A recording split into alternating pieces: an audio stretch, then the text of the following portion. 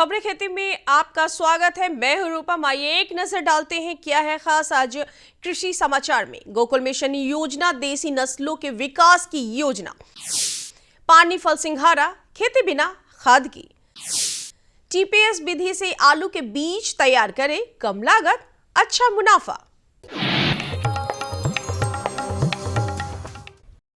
केंद्र सरकार की महत्वाकांक्षी गोकुल मिशन योजना बिहार सहित पूरे देश के पशुपालकों की समृद्धि में एक मील का पत्थर साबित हो रहा है।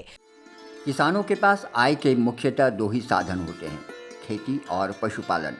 हमारे प्रधानमंत्री इन दोनों ही क्षेत्रों में योजनाओं के जरिए किसानों की आय बढ़ाने के लिए प्रयासशील है। राष्ट्रीय गोकुल मिशन योजना के तहत किसानों को देसी नस्ल की गाय पालने की सलाह दी गई है, जो यहाँ की जलवायु में रचे बसे हैं। देसी नस्ल के गायों की प्रतिरोधक क्षमता मजबूत होती है और ऐसी गायों के दूध की गुणवत्ता बेहतर होने के साथ साथ इम्यूनिटी भी ज़बरदस्त होती है। गाय की नस्ल के संवर्धन एवं गोधन की संख्या में वृद्धि के लिए पशुओं में भी भ्रूण प्रत्यारोपण यानी IVF तकनीक विकसित की गई है, जो पूरे देश में चल रही है। इस तकनीक से बिहार में नंदिनी नाम की बछिया का जन्म हो चुका है।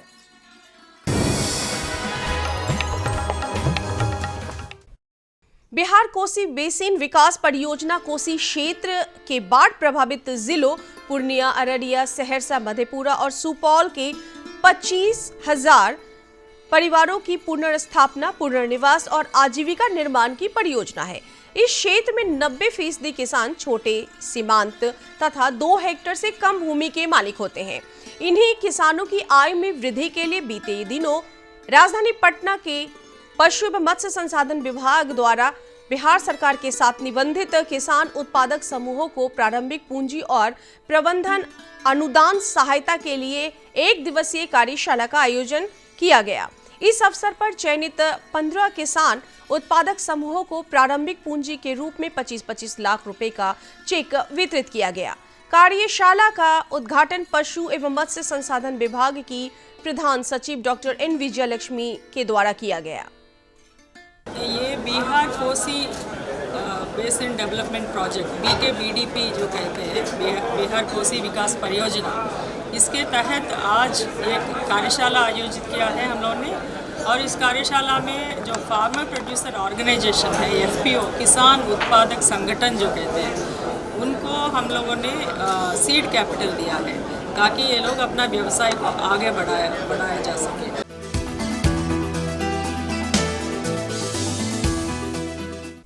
खबरें खेती की में आगे बढ़ते हुए आज आपकी मुलाकात पटना जिले के चैनपुर गांव के किसान नागेंद्र प्रसाद से, जिन्होंने 8 बीघा में सिंघारा की खेती की है। कैल्शियम सहित कई पोषक तत्वों से भरपूर पानी फल सिंघारा सर्दियों में खूब पसंद किया जाता है। सिंघारा एक नगदी फसल है, इसलिए इसका उत्पादन कर अब कई किसान भाई अच्छा मुनाफा ले रहे हैं। पटना जिले के चैनपुर गांव के किसान नागेंद्र प्रसाद ने भी 8 बीघा में लगभग 3 लाख की लागत से सिंघारा की खेती की है। चैनपुर में सिंघारा किए हुए हैं करीब 8 बीघा में। इसमें लागत का करीब 2.5 से 3 लाख रुपया गिरता है और इसमें करीब 2.5 से 3 लाख गिरेगा तो करीब 5-6 लाख का अटरी फसल हो सकता है। सिंघारा की खेती तालाब या पोखर में की जाती है, जिसमें न तो बहुत अधिक मिट्टी चाहिए और न ही किसी तरह की खाद, इसलिए स्वास्थ्य के लिहाज से भी पूर्णतः सुरक्षित है।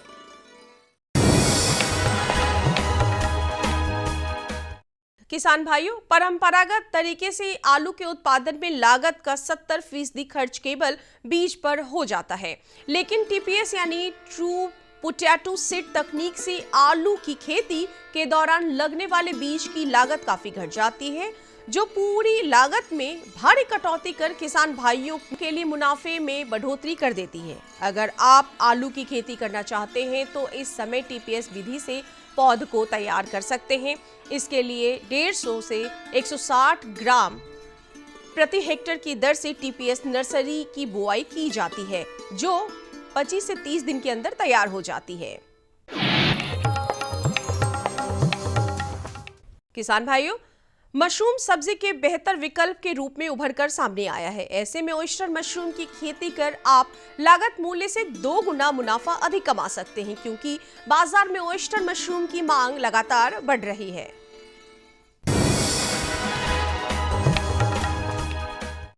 आइए अब एक नजर डालते हैं मंडी के ताजा भाव पर। मंडी भाव के लिए हम आपको लिए चलते हैं राजधानी पटना की सबसे बड़ी सब्जी मंडी बाजार समिति, जहां आप जानेंगे आलू और प्याज के ताज़ा भाव। लाल आलू 1600 रुपये प्रति क्विंटल, सफ़ेद आलू 1400 रुपये प्रति क्विंटल, नासिक प्याज 2700 रुपये प्रति क्विंटल। और चलते चलते किसान भाइयों, आप देखिए मौसम का पूर्वानुमान। अगले कुछ दिनों में मानसून प्रदेश से रुखसत होने वाला है, जिसका असर अब धीरे धीरे देखने को मिल रहा है। अगले 24 घंटों में राज्य के कुछ जिलों को छोड़ मौसम साफ रहेगा। राजधानी पटना का अधिकतम तापमान 30 डिग्री सेल्सियस एवं न्यूनतम तापमान 24 डिग्री सेल्सियस बने रहने की संभावना है। किसान भाइयों को सलाह दी जाती है कि अगर आप आलू की खेती कर रहे हैं तो आलू का बीजोपचार 3 ग्राम मैंकोजेब 75% WP का प्रति लीटर पानी की दर से घोल तैयार कर 10 मिनट तक बीज को डुबाकर रखने के बाद छाया में सुखाकर ही बुआई करनी चाहिए। आलू रोपने के 10 दिन बाद आलू में हल्की सिंचाई कर दें। नमस्कार किसान भाइयों, आप देख रहे हैं कार्यक्रम कृषि दर्शन और मैं हूं आपके साथ पूनम। किसान भाइयों, अभी आप देख रहे थे कृषि समाचार में बदलते हुए कृषि जगत को, यानी मंडी भाव, सफलता की नई कहानी और सबसे ज़रूरी मौसम संबंधी समाचार। लेकिन अभी वक्त है एक ब्रेक का। लेकिन ब्रेक पर जाने से पहले मैं आपको बता दूं कि हम आगे चर्चा करेंगे सहजन के गुणों और पशुपालन के विषय में, तो आप बने रहे हमारे साथ। प्रधानमंत्री किसान सम्मान निधि, उसका लाभ उन किसानों को मिलेगा जिनके पास 5 एकड़ से कम भूमि है। आजादी के बाद देश के इतिहास में किसानों के लिए बनी ये सबसे बड़ी योजना है प्रधानमंत्री किसान सम्मान निधि। इस योजना के तहत 2 हेक्टेयर तक की जोत वाले किसान परिवार को 6,000 रुपए का सालाना भुगतान होगा, जो पात्र किसानों को 2-2 हजार की 3 किश्तों में सीधा उनके खातों में जमा होगा। इन पात्र परिवारों का चयन राज्य सरकार कर रही है। इस योजना का पूरा खर्च भारत सरकार वहन कर रही है। सम्मान, जिस पर हमेशा अन्नदाता का हक था, उसे अब वो सीने पर लगाकर घूम भी सकेगा। प्रधानमंत्री किसान सम्मान निधि, किसान की किसानी का नया अभिमान। शॉर्ट ब्रेक के बाद आपका पुनः स्वागत है कार्यक्रम कृषि दर्शन में।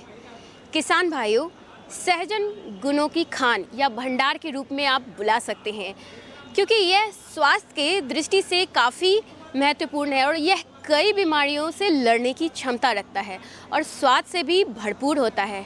और अगर सांभर की बात की जाए तो इसके बिना तो अधूरा होता है। जानेंगे कैसे हमारे विशेषज्ञ डॉक्टर रीता कुमारी से। किसान भाइयों नमस्कार, कृषि दर्शन कार्यक्रम में आपका स्वागत है। किसान भाइयों, आज हम एक ऐसे फसल की चर्चा करने जा रहे हैं जो पूरे भारत में अपने गुणों के लिए विख्यात है। चाहे वो दक्षिण में सांभर बनाने का काम हो, या हमारे यहाँ सब्जियां बनाने के काम में, सांभर बनाने के काम में, या बहुत सारे दवाओं में, चूँकि वह सब्जियों के साथ औषधीय गुणों का भंडार भी है। जी हाँ, हम बात कर रहे हैं सहजन की। सहजन, जिसको हमारे यहाँ और भी कई नामों से क्षेत्र के हिसाब से जाना जाता है, लेकिन सहजन उसका जो ओरिजिनल नाम है, सहजन बिहार में कहते हैं।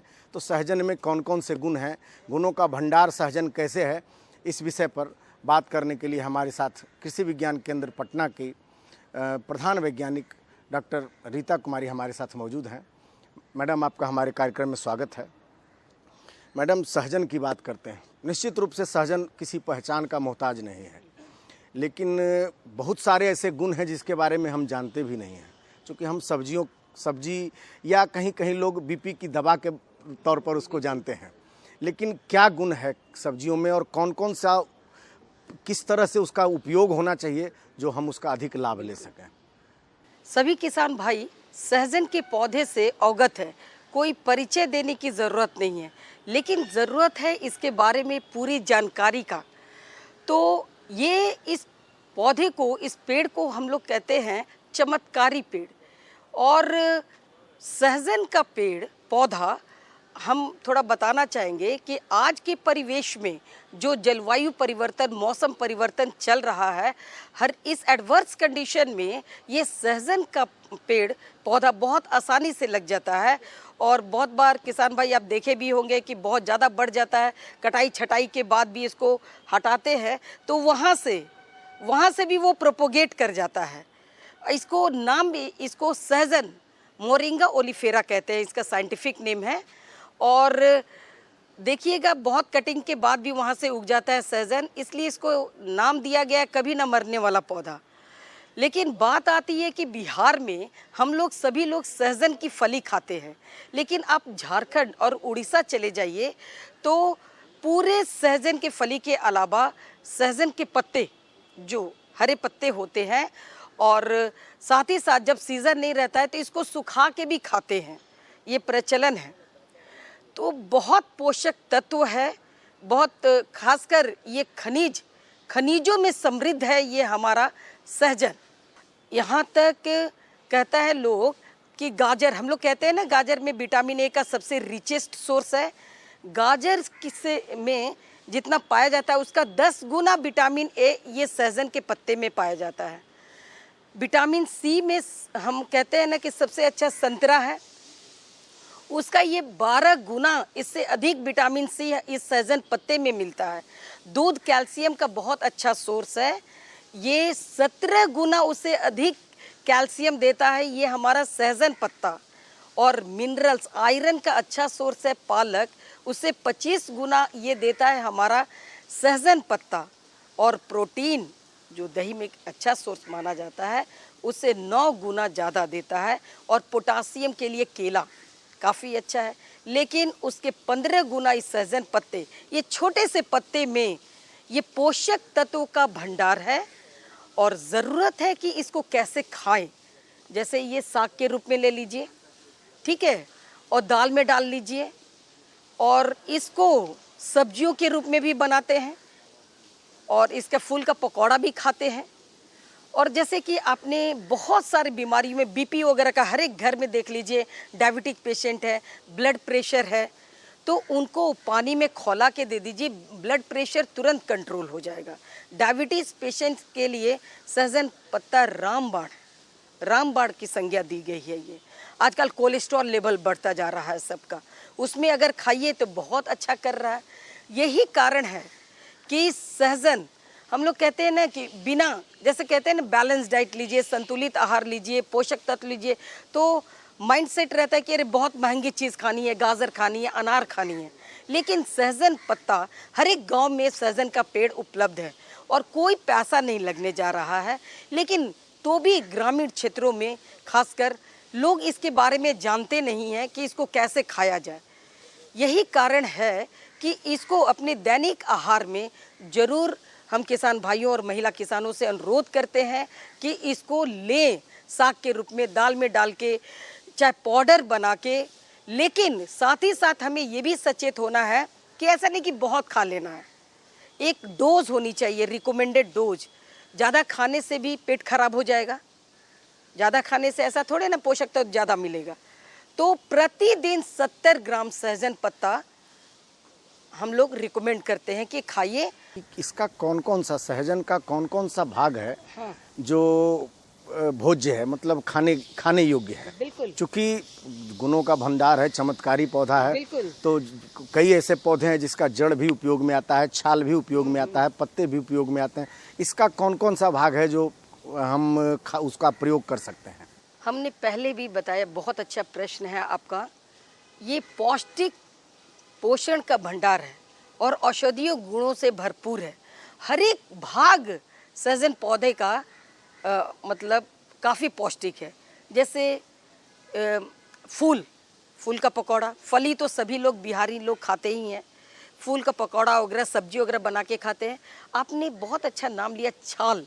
बहुत सारे औषधीय गुण हैं, औषधीय दवा वगैरह में यूज़ होता है। छाल वगैरह को तोड़ वगैरह के दवा बनाई जाती है, ताकि जो बहुत सारी बीमारियां हैं, अभी हम नाम भी लिए, डायबिटिक, ब्लड प्रेशर वगैरह में है, नहीं तो घरेलू स्तर पर, ग्रामीण स्तर पर लोग छाल को तोड़ के पानी में बॉयल करके और इसको छान के लोग पीते हैं, ताकि हम स्वस्थ रहें। और साथ ही साथ हम भूलेंगे नहीं, 2 साल पहले जिस ढंग से कोरोना काल से हम लोग गुजरे हैं, ये इम्यूनिटी सिस्टम को बहुत स्ट्रॉन्ग, हमारे शरीर में बहुत ताकत देता है। जैसे होता क्या है ना कि बेड पर पड़ गए, हम कुछ खाने लायक नहीं है, खा नहीं पा रहे हैं, उस कंडीशन में छाल को उबाल के, सहजन पत्ता को उबाल के पीने से काफ़ी शक्ति मिलती है, एनर्जी मिलती है, और इसमें फैट ना के बराबर है।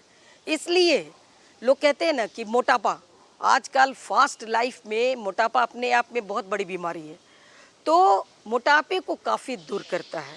और जैसे बहुत सारे त्वचा संबंधी बीमारी वगैरह होती है, तो इसमें काफ़ी कारगर है। इसका जड़ वगैरह भी साफ वगैरह करके, बॉयल करके, चूर्ण पाउडर वगैरह बना के लोग लेता है। मतलब इसको आप एक नाम से भी इसको संधि विच्छेद कर सकते हैं कि सहजन, मतलब आदमी के साथ रहने वाला, आदमी को साथ रखने वाला सहजन। अपने गुणों से जो गुण बताए हमें मैडम रीता जी ने, इसके लिए बहुत बहुत धन्यवाद। और किसान भाइयों, आप भी प्रयोग करें, आप भी निरोग रहें। किसान भाइयों, सहजन गुणों की खान है, इस बात से चरितार्थ हो जाता है कि पूरी दुनिया में इसे मोनगा यानी सहजन और उसकी पत्तियों का इस्तेमाल स्वास्थ्य वर्धक के रूप में किया जा रहा है। अब चलते हैं हमारे अगले विषय की ओर। भूमिहीन मजदूरों, छोटे किसानों और बेरोजगारों के लिए पशुपालन व्यवसाय आत्मनिर्भरता का घोतक है। जानेंगे कैसे, हमारे विशेषज्ञ डॉक्टर रामेश्वर सिंह से। कृषि दर्शन देख रहे हैं आप सभी किसान भाइयों एवं बहनों को रूपम का प्यार भरा नमस्कार, और उम्मीद है कि आप सभी बहुत स्वस्थ भी होंगे और अपने पशुओं का भी विशेष ध्यान रखते होंगे। अब आज आप सोच रहे होंगे कि रूपम पशु के विषय में क्यों बात कर रही हैं, तो निश्चित ही तौर पर हमारे साथ आज जो बहुत ही प्रसिद्ध व्यक्तित्व हमसे जुड़े हैं कृषि दर्शन कार्यक्रम में, VC हैं बिहार पशु विज्ञान विश्वविद्यालय के। तो हम आदरणीय डॉक्टर रामेश्वर सिंह सर का बहुत बहुत स्वागत करते हैं अपने विशेष कार्यक्रम में। विशेष मैं इसलिए कह रही हूँ कि कृषि दर्शन के इस विशेष अंक में आप जुड़ चुके हैं। और सर, जैसे कि हमें जानकारी है कि बिहार पशु विज्ञान विश्वविद्यालय की स्थापना वर्ष 2017 में की गई, इसके पीछे के क्या उद्देश्य थे, क्यों आवश्यकता महसूस की गई कि यहाँ पर पशु विज्ञान विश्वविद्यालय हो? आप जैसा जानते हैं, कृषि में पशुपालन एक बहुत अहम उसका अंग है, और जो हमारे किसानों की या ग्रामीण क्षेत्र में आय है, अगर कृषि क्षेत्र की सकल आय को हम देखते हैं तो उसमें 40% से भी अधिक पशुधन का योगदान है। तो साथ साथ ये गरीबी उन्मूलन में, ग्रामीण क्षेत्र में उनकी आजीविका को सुनिश्चित करने में और देश की आर्थिक उन्नति में ये बहुत ही आवश्यक है। तो इस क्षेत्र को विशेष बढ़ावा देने के लिए कृषि विश्वविद्यालय से जो संबंधित महाविद्यालय थे उनको लेते हुए एक नए विश्वविद्यालय का गठन किया गया। कि आपके द्वारा, आपके विश्वविद्यालय के माध्यम से क्या कार्यक्रम चलाए जाते हैं? देखिए, कोई भी विश्वविद्यालय, उसका सबसे पहला कार्य है टीचिंग, तो अध्यापन कार्य है। हमारे पास में जो वेटनरी डॉक्टर्स के लिए प्रोग्राम है, bachelor of veterinary science and animal husbandry. इसी तरह वेटनरी में PG और PhD, ये भी सब कार्यक्रम हमारे सभी विषयों में हैं। आप को मैं बताना चाहूँगा कि 17 विषय हैं वेटनरी के अंदर ही, जिनमें हम MVSc की डिग्री प्रदान करते हैं, मास्टर ऑफ वेटनरी साइंस की, और इन सभी विषय में PhD भी प्रदान करते हैं। तो इसके साथ साथ हमारे पास डेयरी साइंस की फैकल्टी है, और फिशरीज़ का नया महाविद्यालय हमने किशनगंज में शुरू किया है, 2018 में शुरू किया था। वहाँ पर भी बैचलर डिग्री जो है BFSC यानी बैचलर ऑफ फिशरीज साइंस, उसके साथ साथ हमने अब मास्टर ऑफ फिशरी साइंस भी प्रारंभ कर दिया है। डेयरी साइंस में भी हमारे तीनों स्तर पर काम हो रहा है। तो पढ़ाई के अतिरिक्त हम अनुसंधान का काम करते हैं। आपके माध्यम से जो प्रशिक्षण दिया जा रहा है, निश्चित ही तौर पर सफल उद्यमी की आपने बात की और अब कृषि के क्षेत्र में लगातार हम बहुत सारे सफल उद्यमी को भी देख पा रहे हैं, बहुत सारे लोग एंटरप्रेन्योर बन रहे हैं, बहुत लोगों को रोजगार भी मुहैया करा पा रहे हैं। सर, मेरा जो एक प्रश्न है और हमारे जो किसान भाई हैं हमसे जुड़ चुके हैं वो जानना ये चाहते हैं कि आपके यहाँ जो प्रशिक्षण दिया जाता है क्या ये शुल्कदेय है या बिल्कुल मुफ्त है? देखिए, ज़्यादातर जो प्रशिक्षण हमारे वो जिन वित्त पोषित होते हैं विभिन्न एजेंसियों द्वारा, तो राज्य सरकार के माध्यम से आते हैं, आत्मा के माध्यम से आते हैं, या कोसी डेवलपमेंट प्रोजेक्ट के वित्त पोषित जो स्कीम है उससे आते हैं। तो इनमें जो परीक्षार्थी हैं उनसे कोई शुल्क नहीं लिया जाता, उनके रहने की व्यवस्था भी करते हैं। अभी थोड़ा सा हमारे विश्वविद्यालय में कैंपस का नवनिर्माण हो रहा है, तो आवासीय सुविधा की कुछ अभी कमी है 1-2 वर्ष तक, लेकिन आगे हमने बहुत अच्छा किसान प्रशिक्षण केंद्र विकसित करने का प्रस्ताव है, जो इसमें निर्माण का कार्य अभी बीच में चल रहा है। तो इसमें उनके लिए अफोर्डेबल है, इजीली, कोई उनका विशेष खर्चा इसमें नहीं है, क्योंकि हम लोग कोई शुल्क नहीं लेते। तो सर, जो किसान है किसी भी विषय में प्रशिक्षण लेना चाहते हैं, चाहे वो मत्स्य का क्षेत्र हो, दुग्ध उत्पादन या डेयरी प्रोजेक्ट हो, कोई भी क्षेत्र हो कृषि से आधारित संबंधित, तो वो जानकारी उनको कैसे मिलेगी, किस तरीके से वो आपसे संपर्क करेंगे? जो हमारे निदेशालय हैं, जो गव्य विकास निदेशालय है या पशुपालन निदेशालय है, इसी तरह मत्स्य पालन निदेशालय है, वो लोग अपनी स्कीम निकालते हैं, उनको अखबारों में विज्ञापित करते हैं और दूसरे माध्यम से भी उनका प्रसार करते हैं। तो वहीं से हमें अनुरोध प्राप्त होता है और सूची भी प्राप्त होती है कि आप के पास हम ये किसानों की सूची भेज रहे हैं जो प्रशिक्षण प्राप्त करना चाहते हैं, और डायरेक्ट भी हमसे संपर्क कर सकते हैं सीधे। हमारे प्रसार शिक्षा विभाग है या हमारे डीन हैं वेटनरी कॉलेज में, उनसे सीधे संपर्क किया जा सकता है। सर, आपने थोड़ी देर पहले एक बहुत अच्छी जानकारी दी थी कि बिहार में पशु के क्षेत्र में, पशुधन के क्षेत्र में रोजगार सृजन भी किया जा सकता है, तो क्या इसमें हमारी आत्मनिर्भरता बनी है आपके द्वारा दिए गए प्रशिक्षण कार्यक्रमों के माध्यम से? देखिए, इसमें जो हम कहते हैं कि ये सनराइज सेक्टर है, बहुत अच्छी ग्रोथ रेट बिहार में इसमें दर्ज की जा रही है पिछले कुछ वर्षों से। और मैं समझता हूँ कि जैसे फिशरीज़ में था कि हम दूसरे राज्यों पर निर्भर थे, आज स्थिति ये हो गई है कि हम लगभग आत्मनिर्भर हो गए हैं और दूसरे राज्यों को भी हम फिश सप्लाई कर रहे हैं। इसी तरह अंडे में, ब्रॉयलर में हम आत्मनिर्भरता की तरफ बढ़ रहे हैं। तो फीड की इंडस्ट्री लग रही है, हैचरी नई खुल रही हैं, उससे जो सीड मिलता था या चूजे मिलते थे, फिश का फिंगरलिंग्स मिलती थी, वो अब काफ़ी अच्छी उपलब्धता सुनिश्चित हो गई है और इससे प्रदेश में जो फिशरीज़ का उत्पादन है या पोल्ट्री का उत्पादन है वो काफ़ी बड़ा है और साथ साथ दूध का उत्पादन भी काफ़ी बड़ा है। मतलब अब हमें दूसरे राज्यों पर डिपेंड होने, निर्भरता कम हो गई। ये तो बहुत अच्छी बात है सर, ये और बहुत अच्छी जानकारी भी हमारे किसान भाइयों को। सर, एक जो महत्वपूर्ण प्रश्न है क्या कि दौर बदल रहा है, आधुनिकीकरण के हम जिस दौर से गुजर रहे हैं उसमें तकनीकों का बहुत ज़्यादा इस्तेमाल हो रहा है और आपने अभी अभी बात भ्रूण पर भी किया, तो जैसे कि मैं देख पा रही थी कि आपके यहाँ नंदनी नामक गाय का भी प्रत्यारोपण हुआ या न्यू बोर्न बेबी, तो क्या इस तरीके का ये पहला राज्य है? नहीं, अनुसंधान में एम्ब्रियो टेक्नोलॉजी पे काफ़ी सालों से काम हो रहा है, लेकिन फील्ड लेवल पे इसको करने की आवश्यकता है। उसके लिए भारत सरकार ने जो राष्ट्रीय गोकुल मिशन है उसके तहत 30 ऐसी प्रयोगशालाएं पूरे देश में स्थापित की हैं और हमारे यहाँ भी केंद्र सरकार की मदद से ये प्रयोगशाला स्थापित की गई है। तो जैसे हम टेस्ट ट्यूब बेबी कहते हैं ह्यूमन बींग्स में, तो इस तरह से गाय के जो बच्चे हैं वो भी टेस्ट ट्यूब बेबी की तरह पैदा किए जा सकते हैं और ये है कि उन्नत प्रजाति के ही बाछी इसमें पैदा किए जाएं, क्योंकि इस तकनीक में खर्चा भी आता है और इसका लाभ यही है कि एक जो बहुत अच्छी दुधारू गाय है, उन्नतशील गाय है, उसके हम एक ही वर्ष में बहुत सारे बच्चे पैदा कर सकते हैं उससे एम्ब्रियो कलेक्ट करके या एग्स कलेक्ट करके। तो टेक्निकली हम oocytes बोलते हैं। oocyte कलेक्ट करते हैं हम लोग, मल्टीपल ओवुलेशन होती है और उनका इन विट्रो फर्टिलाइजेशन करते हैं। तो इसमें सेक्स सॉर्टेड सीमन भी यूज़ किया जा सकता है और या सेलेक्टेड बुल्स का सीमन यूज़ करके हम जो एम्ब्रियो पैदा करते हैं। जी जानकारी सर। और चलते चलते सर, हमारे जो किसान भाई बंधु हैं, जो हमारे अन्नदाता हैं, पशुपालक बंधु हैं, उनको आप क्या संदेश देंगे और पूरे राज्य को क्या संदेश देंगे?